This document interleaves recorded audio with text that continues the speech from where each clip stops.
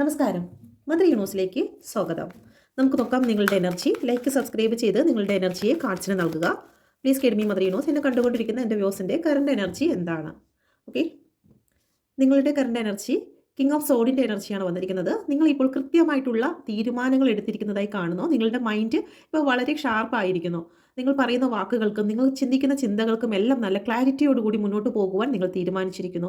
പ്രതികൂല സാഹചര്യങ്ങൾ നിങ്ങൾക്കുണ്ടെങ്കിലും അതിനെ അതിജീവിക്കാൻ ശക്തമായിട്ടുള്ള ഒരു മനസ്സ് ഇപ്പോൾ നിലവിൽ നിങ്ങളുടെ കൂടെയുണ്ട്. ഒരു മാറ്റത്തെയാണ് ഇവിടെ കാണിക്കുന്നത്. നിങ്ങളുടെ ജീവിതം മുന്നോട്ട് പോകുവാൻ കുതിച്ചിരിക്കുന്നതായിട്ട് തന്നെയാണ് ഇവിടെ കാണിക്കുന്നത്. Okay, please കേഡ്മി മദ്രീനോസ്. ഈ ഒരു എനർജിയിലൂടെ കടന്നു പോകുന്ന ഒരു വ്യക്തിയാണെങ്കിൽ നിങ്ങൾക്ക് തുടർന്ന് കാണാവുന്നതാണ്. പ്ലീസ് കേഡ്മി മദ്രീനോസ്.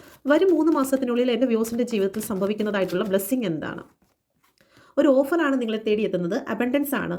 നിങ്ങളുടെ ജീവിതത്തിൽ ഇനി മുന്നോട്ടുള്ള നിങ്ങളുടെ ഗ്രോത്തിനും വേണ്ടിയിട്ട് നിങ്ങൾക്ക് ഒരു വിത്ത് പാകുകയാണ്.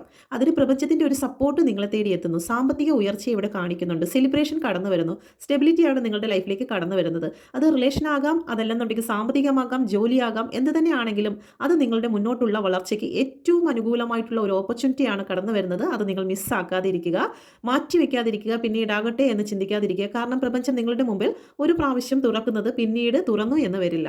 ഓക്കെ, എൻ്റെ വ്യൂസിൻ്റെ ബ്ലെസ്സിങ്ങിന് തടസ്സം എന്താണ്? എൻ്റെ വ്യൂസിൻ്റെ ബ്ലെസ്സിങ്ങിന് തടസ്സമായി നിൽക്കുന്നത്?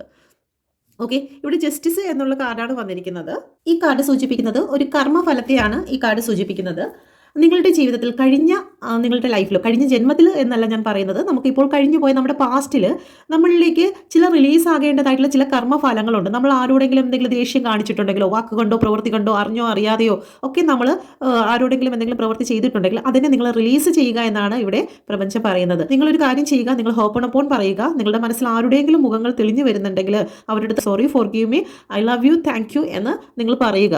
രണ്ടാമതായി പറയുന്നത് നിങ്ങളുടെ നിലവിലുള്ള ഇമോഷണൽ ആയിട്ടുള്ള ചില കാര്യങ്ങളെ നിങ്ങൾക്ക് ബാലൻസ് ചെയ്യുവാൻ സാധിക്കുന്നില്ല. ഇതാണ് പ്രപഞ്ചം പറയുന്നത്. നമ്മളുടെ അനുഗ്രഹത്തിന് അല്ലെങ്കിൽ നമ്മുടെ ബ്ലെസ്സിങ്ങിന് തടസ്സമായിട്ട് എന്തെങ്കിലും ഉണ്ടെങ്കിൽ പാസ്റ്റിൽ നടന്നതായിട്ടുള്ള നമ്മുടെ കർമ്മയാണ്, അത് റിലീസ് ചെയ്യുക എന്നാണ് യൂണിവേഴ്സ് ഇവിടെ പറയുന്നത്. ഓക്കെ, അപ്പോൾ നിങ്ങൾക്കിത് റെസനേറ്റ് ആയിട്ടുണ്ടെങ്കിൽ എൻ്റെ ചാനൽ കൂടി സബ്സ്ക്രൈബ് ചെയ്യുക. ഉടൻ തന്നെ നിങ്ങളുടെ ജീവിതത്തിൽ ഒരു അനുഗ്രഹം കടന്നു വരുന്നതായിരിക്കും. ഓക്കെ.